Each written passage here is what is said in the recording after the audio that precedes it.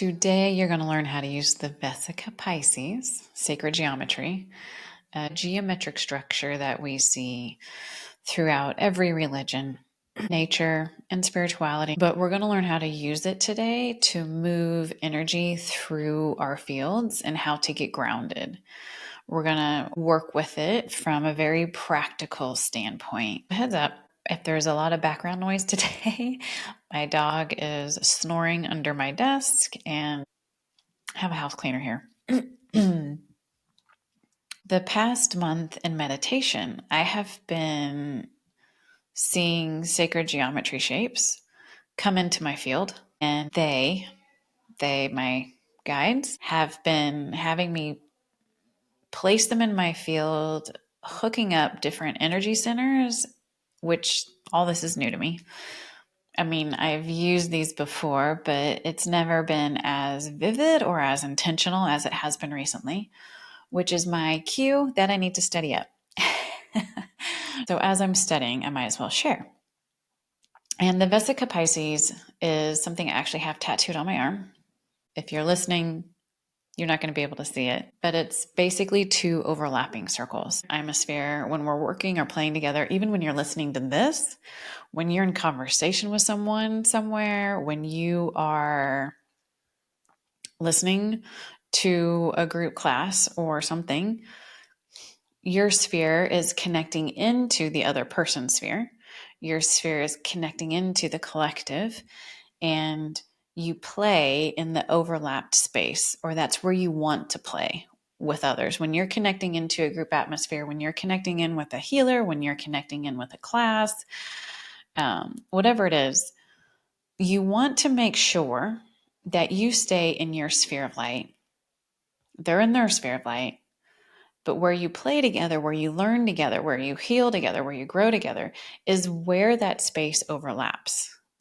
It kind of acts like a portal where the energy is combined and it's opening like a door to this field of play.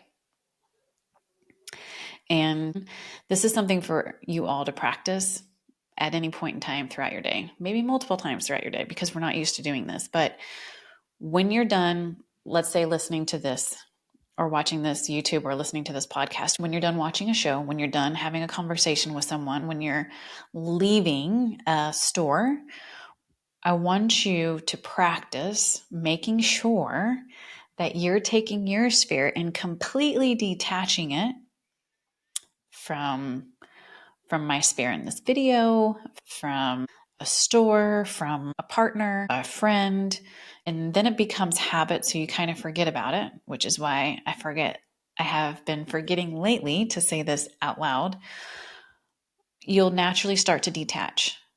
And we want to stay in our own energy because we're learning how to not be codependent on other people's energy for validation and feedback. I said this term, I don't know, maybe like a couple of years ago now. We're learning how to be in a place of self-consumption. It sounds cannibalistic. It isn't. What I'm talking about is we're learning how to consume our own energy for self-trust, for self-love, for self-validation. Now, it is a beautiful thing to allow your sphere of light to connect with someone else's sphere of light and play together in that sacred space. Why I got this tattoo, it's representative of the relationship that I have with my oldest son that has Down syndrome and autism, and the journey that he has taken me through as being my master teacher. But the older he becomes, the more and more our spheres stay in their own zones. He's not overlapping with me as much, or he's not wanting me. I would gladly stay overlapped with him, but he's wanting his own space. The older my kids get, the more space they need, they want. So when we're learning how to take up our own space and to utilize and become a self-feeding energetic system, we don't want our spheres continually interlocked with other people's spheres, because it's like this open gate where we can feel what they feel or what they're thinking or what they're going through is coming into our field. We're wanting to spend majority of our day in our own sphere so that we can learn how to utilize and work through our own emotions. We're learning how to become master creators by utilizing the energy that we produce through our own thoughts, feelings, and emotions. If my sphere of light is overlapping and locked in with someone else's, and then we're continually playing in this space, I'm not staying centered in my body. And what I'm telling my energy systems is that I'm not good enough to self regulate. So that depreciates my ability to trust my intuition, to trust my instincts, and to trust the intuitive guidance, to trust my wisdom. Because my energy field is being fed or connected into something else outside of me rather than internally. Now, with all that being said,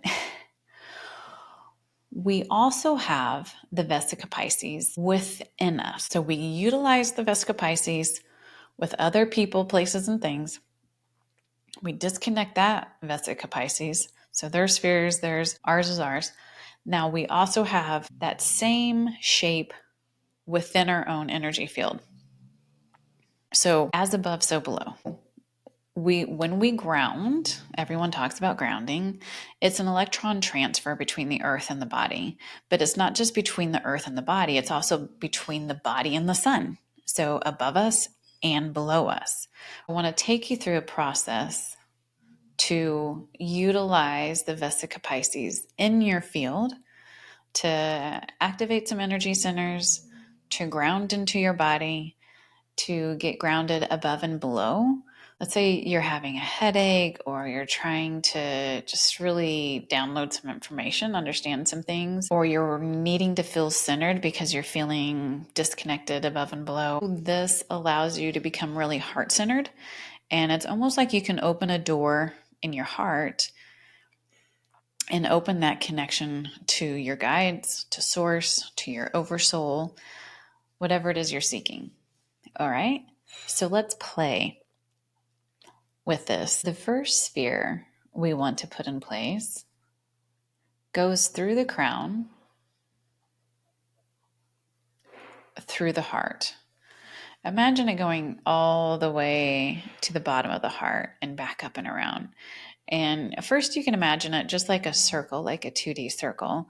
But as you start to fill into the sphere, drawing this line, allowing it to go from the crown to the heart, start to envision it becoming a 3-dimensional object into a sphere.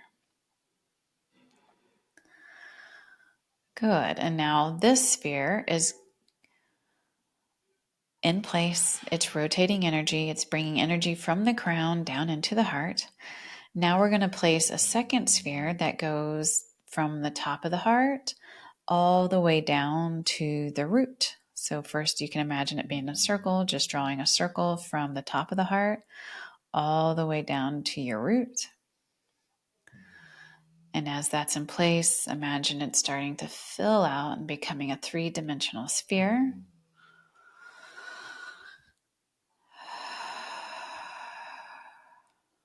So the overlap of these two spheres is the heart.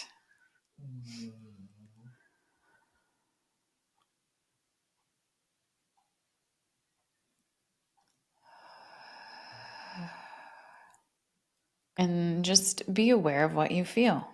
Like for me, I feel very heart-centered. I feel like there's a very open heart. So from here, I could have intuitive conversations with myself. I could ask for my guides to step in, and they'll start feeding information through the heart space. And ask for my oversoul, and ask for Jesus, and ask for angels, or I can just sit with it. Or I can just sit here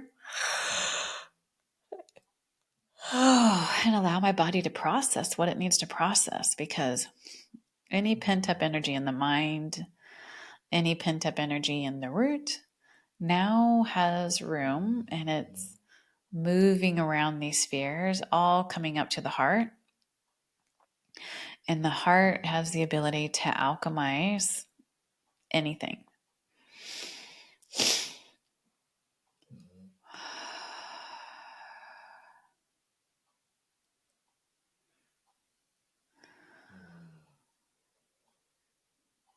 If you want, from here, you can even run the infinity sign, like a figure 8 from your head to your root. You can start at the crown and imagine drawing a line. God, the cleaners are being so loud. Jeez. Cleaners are being so loud right now. So from the crown through the heart in a semicircle, then it's wrapping down through the root and then coming back up through the heart, back up through the crown, back through the heart, creating this nice, beautiful infinity sign.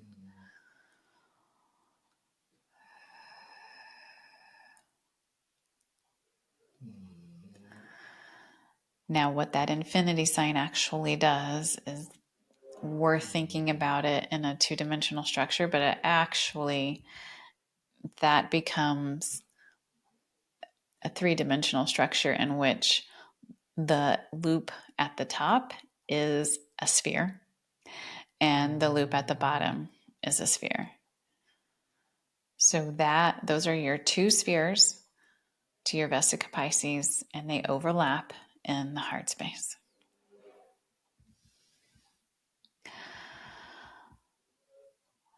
And you feel centered because you're naturally grounded from above and below.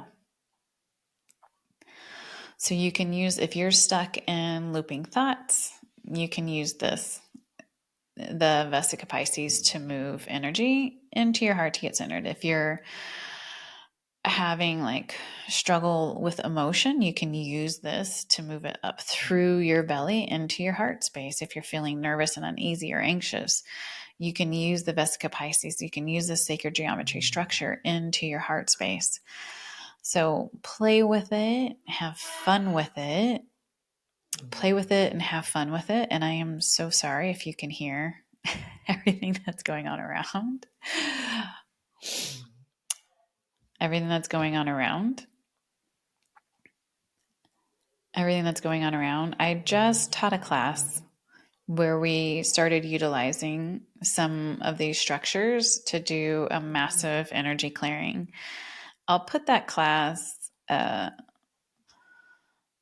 put a link if you want to purchase that. It was about an hour-long class, hour-long recording. I'll put a link to that over in the description, as well as the book, The Unity Method, and a library full of free resources. So I'll put those over in the description. But come back every Friday. Every Friday we're picking a new topic. I'm not picking, the guides are picking. Whatever we're needing at the time is kind of what they bring forward to speak on. Then we practice with that, and then we play around with that. So we understand how to be empowered by our energy field and use it to expand our experience here in a more joy-filled way. So the recap from today: utilize your sphere, utilize your understanding now of the Vesica Pisces to connect with people and disconnect. Make sure you disconnect. That's your real practice, really disconnecting from people, and then connecting internally with the Vesica Pisces in your own energy field to get grounded, to get centered, and to have a deep connection with self and your team of light. Those are your two practices. That's your homework. Thank you for playing with me. Thank you for being here. Comment down below if you enjoyed this or if you have any questions. Make sure you like and subscribe. It definitely helps me know what is hitting and what isn't. So much love and light.